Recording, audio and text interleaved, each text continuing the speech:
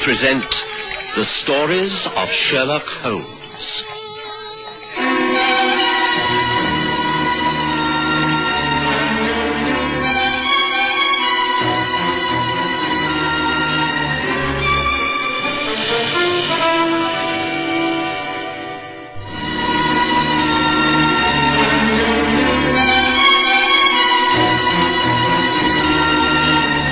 It was at the beginning of 1886 that I opened my surgery in Maida Vale in Paddington. The rooms were quite small but well equipped, and my practice began to flourish from the very first day. The place suited me admirably, for I was still living at 221B Baker Street, a brief half an hour's walk away, and I found the daily exercise most beneficial. I'd only been working there a matter of a month when, on a blustery January morning, the outer door burst open and a young, poorly dressed stranger staggered in. He collapsed, and before I had a chance to examine him, he died in my arms. There was nothing I could do but send for the police, and, as I thought I caught his name, for Sherlock Holmes. Holmes arrived by hansom cab immediately. He's dead all right, Watson. And from that wound in his side. A knife wound, an attempt at an upward thrust between the ribs straight to the heart. But it was deflected, still fatal. You see, I've merely removed his cape and jacket. He's lost a considerable amount of blood. You don't know this man? He's not a patient of yours? No, I've never seen him before in my life. And yet you say that he mentioned my name. Well, the inference would be that he knew who you were and of our association. Otherwise, why gasp out the message? Can you remember the exact words? Well, it's a bit difficult to say for sure. He was dying, poor fellow, but as far as I could make out, he said, "Tell Holmes that there is snow at Brendan Woods." It doesn't make much sense to me. I know we've had a severe winter and there's been a lot of snow, but why mention Brendan Woods? You're sure that he said nothing else? No, that's all. He just repeated the phrase and then he died. I got hold of a couple of the boys outside near the canal and paid them to go first for you and then to the police station. Well, I'm very glad I got here first. Usually I'm only called in once the police have carried out their examination and ruined all the clues. Well, before they arrive, I should like the opportunity to study the dead man. You said that you had touched nothing. No, nothing at all. I've just examined the wound, staunched the bleeding. Otherwise, the body lies where it fell. Ah, good. Now, to start with a thorough examination of the clothing. The police report on the body itself will be accurate enough. That can come later. Very well, Watson, I shall start with the shoes and work upwards. Holmes had about 15 minutes before the police arrived, and in that 15 minutes he went over the body of the dead man, examining every part of his clothing. He scraped earth away from under his boots. He took threads from the cape that lay beneath the shoulders, studied the contents of the pockets, making a careful note of each detail in his notebook. Eventually, he was satisfied and was able to stand back with some satisfaction when Inspector Gregson of Scotland Yard took charge. You've concluded your examination, Holmes? Yes, as much as I could without moving the body. The man is unknown to you? Completely. All right, man. That's it. Nothing in his pockets that gives any identification? Not a thing. There's a wallet, but it contains only sovereigns. That's right. A few florins and loose change, cheap handkerchief, penknife, bunch of keys. That's curious. Nothing else? No, that's why it's so curious. It's as though the man was determined to remain anonymous. There are not even name tags on his clothing. Even the maker's name inside the collar of his cloak and jacket has been removed. Now, that is most unusual.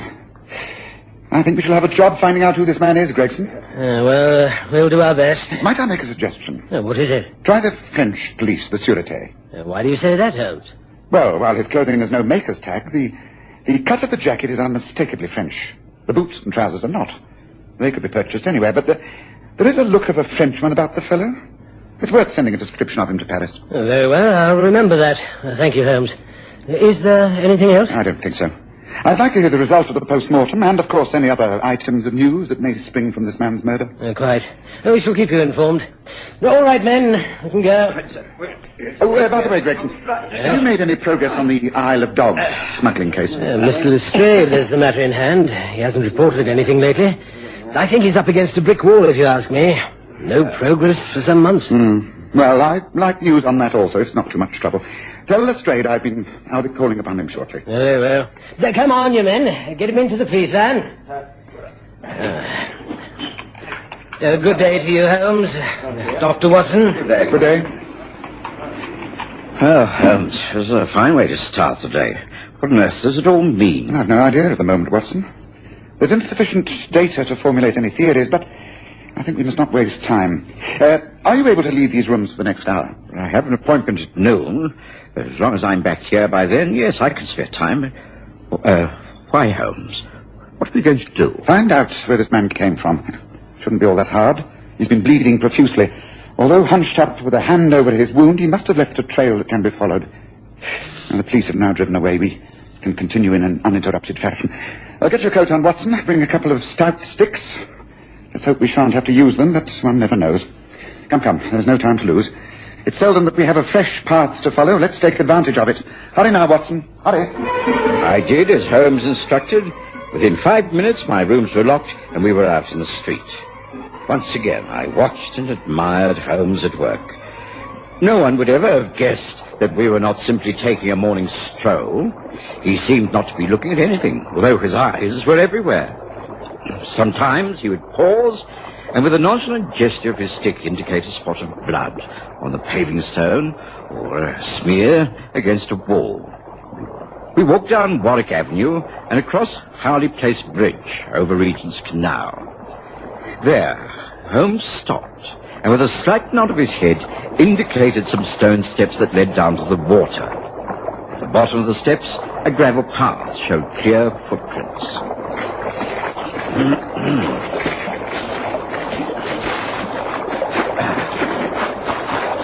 There.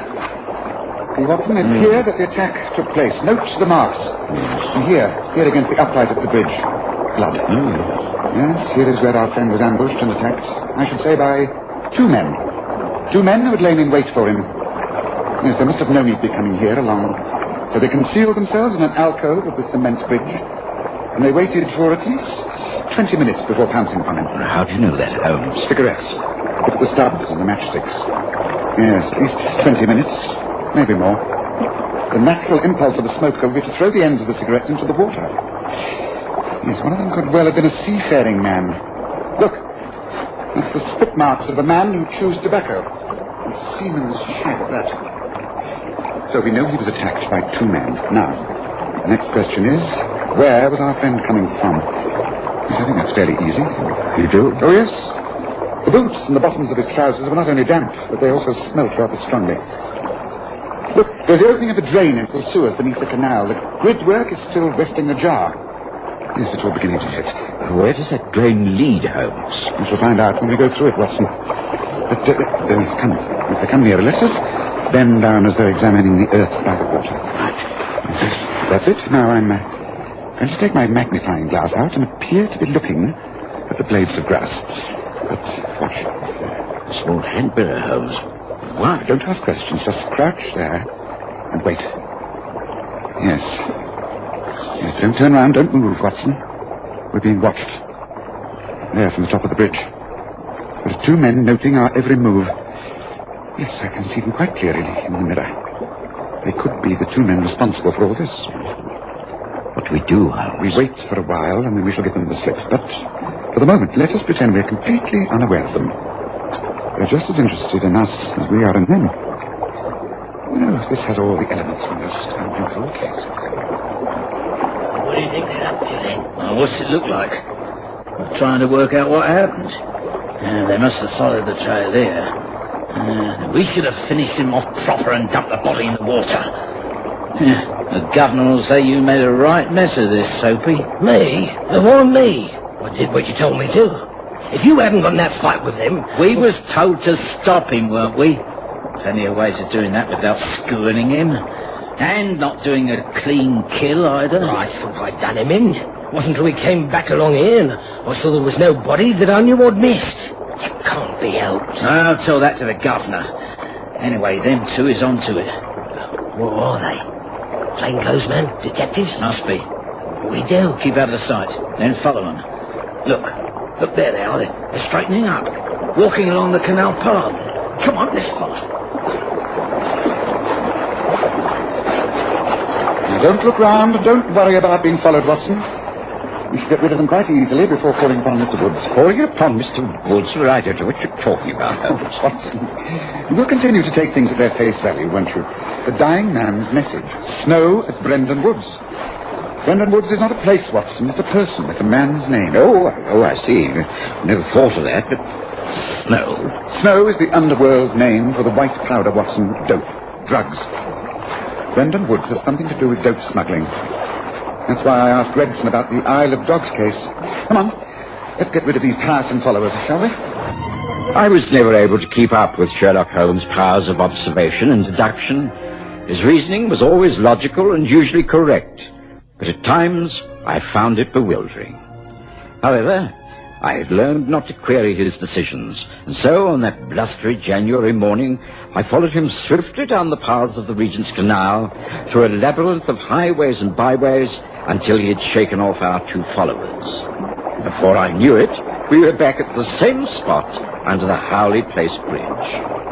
I think we've got rid of those two tiresome gentlemen, Watson, so shall we take up the trail again? In through that grating over the drain, I think. Come on.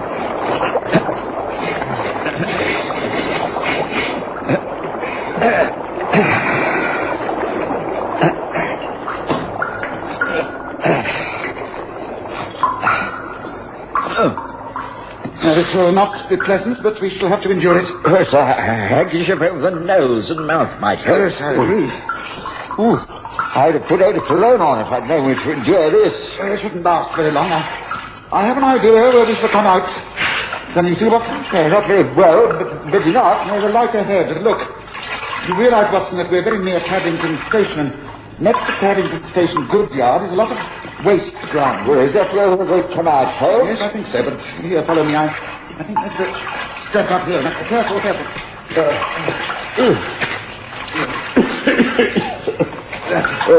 Now, this paving stone above has been moved. Yes, recently, so it should lift up and slide over. I think I can manage it. Just stand back, Watson. That's it. Come on, it's quite easy. Just pull yourself up. Come on, Watson. Let me give you a hand.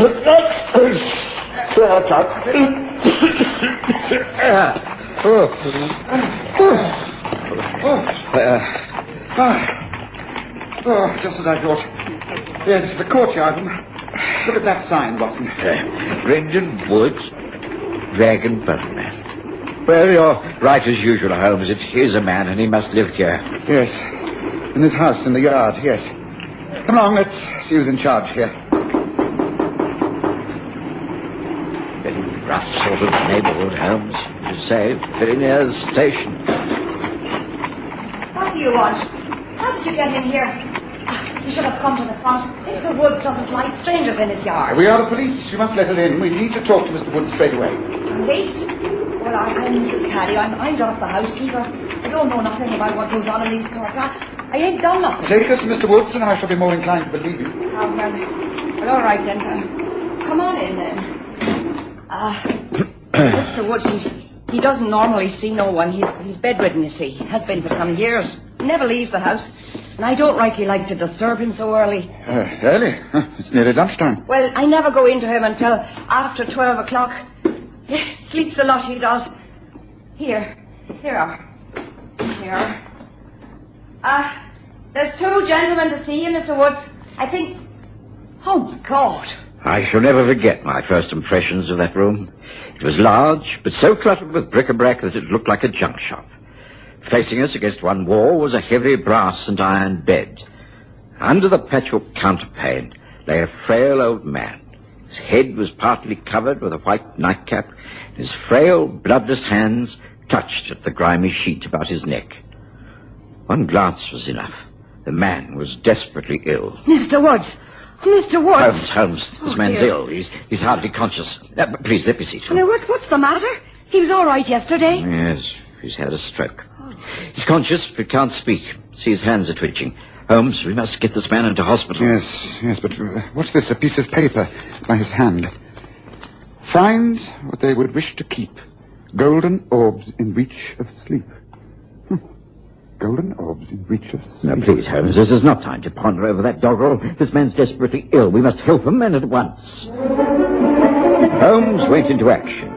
He immediately handed the housekeeper a sovereign and gave her clear instructions. A carriage ambulance was sent for, and the old man was removed. Holmes went over the room in great detail, and then took a hansom straight to Scotland Yard. He was lucky to find Gregson in his office. The dead man was French, all right, Holmes. Name André Bresson. He was working on what the French call La Fièvre Passavant, a smuggling gang who used the Thames as a way of passing dope to ships bound for America. Just as I thought. Any more details? The French think that he was onto the London top man. His identity is unknown. He works under the name of the Governor.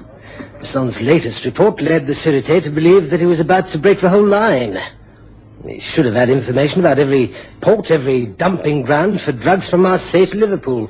But we can't find that information. I think we may be able to, even yet, Gregson. Now, listen to what I have to say. It's vitally important. The man we are after, whom they call the Governor, can be caught. I think I know how he will react. His men are the ones who were watching Watson and myself earlier today. We can trick them, I'm sure. You were tricked. You made a mess of the whole thing. Attempted to kill Bresson and aroused suspicions. Allowed him to crawl away. How do you know that he hasn't told the police everything he knows? We did our best. We was just unlucky, that's all. Well, Soapy's right. And what could we do once those two turned up? I mean, the tall fellow in the cape and the hat and the other fatter one. You don't even know who they are, do you? You don'ts. That man is Sherlock Holmes, and his companion is Dr. Watson. Holmes happens to be the best private detective in Europe. And you have put him on my trail. Now go on, get out. Get out. I'll handle this myself from now on.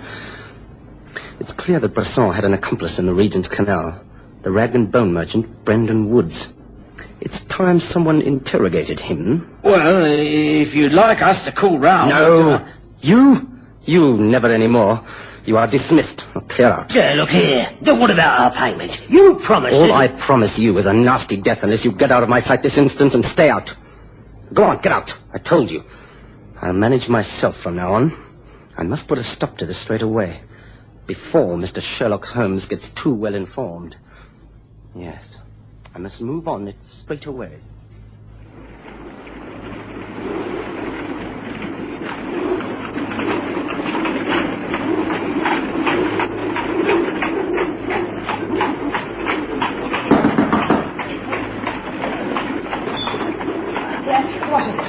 I have an appointment to see Mr. Brendan Woods. Can you kindly take me to him, please? An appointment, have you?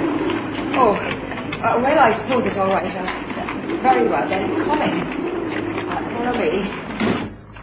There we go. He's through here.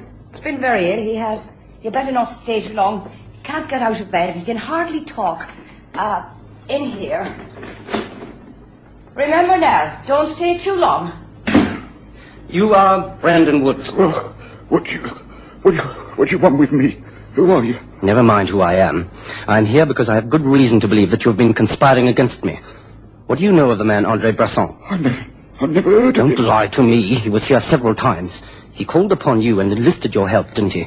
He gave you information and used your rag and boneyard as a ground to conceal things. I don't know what you mean. Yes, you do. You know all right.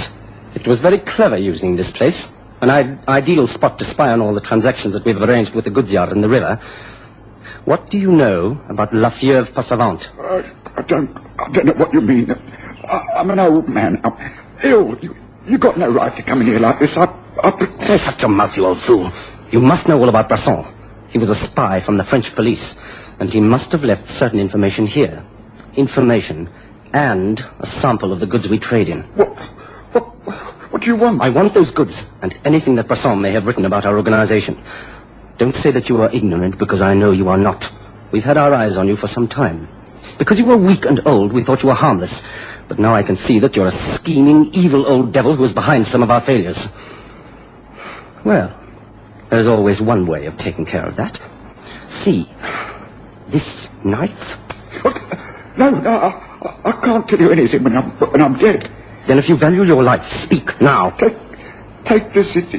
It's all I can tell you. Find what you would wish to keep Golden orbs in reach of sleep. Golden orbs in reach of sleep. What the...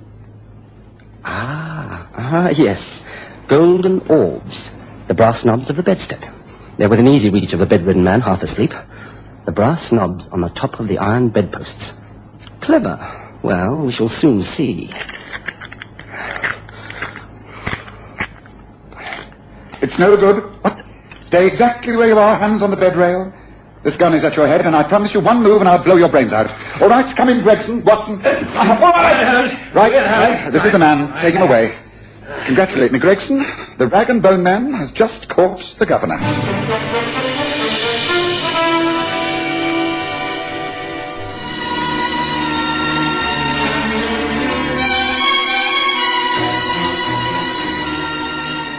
Gregson, of course, was delighted at this sudden and dramatic turn of events. The place suddenly seemed to be swarming with policemen. The governor was taken away, and over a nice hot cup of tea served by Mrs. Paddy, the housekeeper, Holmes explained how he'd dressed as the old man and taken his place. Gregson was right, of course. Brasson did have information, and he was using the rag and bone man as a cover point. Yes, I saw at once the meaning of Wood's message. The golden orb was indeed the brass bed knob. I extracted all the contents, a pouch filled with opium and heroin, and also Brasson's notes regarding the people and places he knew were dispersal points in the drug-running business, operating from Regent Canal to the Isle of Dogs. A very useful case, Watson.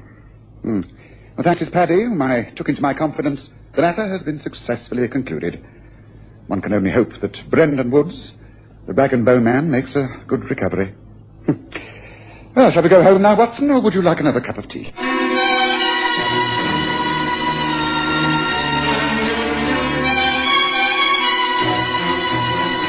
Listen again next Sunday to The Stories of Sherlock Holmes, with Graham Armitage as Holmes and Kerry Jordan as Dr. Watson.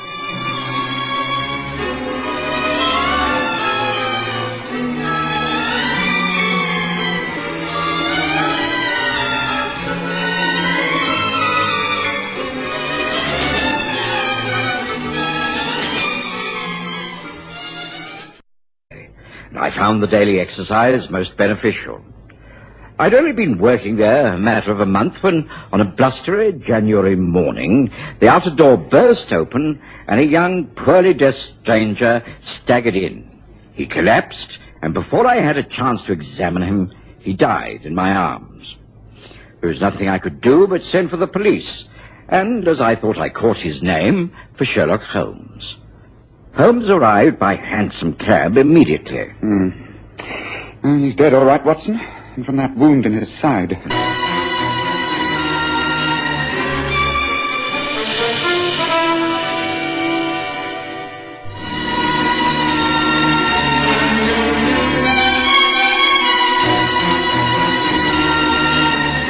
It was at the beginning of 1886 that I opened my surgery in Maida Vale in Paddington.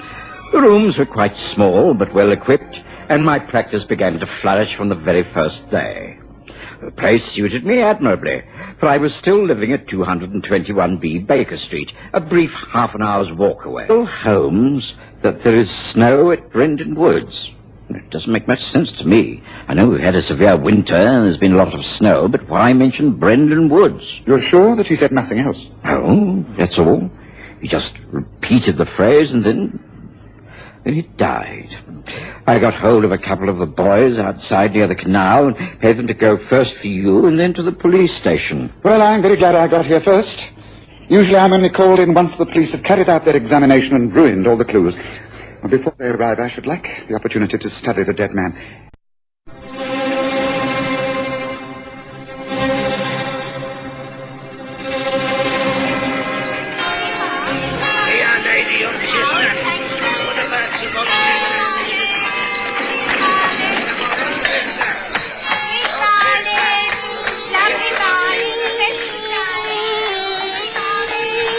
We present The Stories of Sherlock Holmes.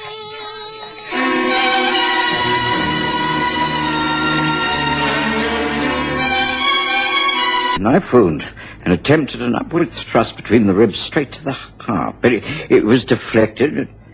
still fatal. You see, I've merely removed his cape and jacket. He's lost a considerable amount of blood. You don't know this man? He's not a patient of yours? No, I've never seen him before in my life. And yet you say that he mentioned my name. Well, the inference would be that he knew who you were and of our association. Otherwise, why gasp out the message? Can you remember the exact words? Well, it's a bit difficult to say for sure. He was dying, poor fellow, but as far as I could make out, he said,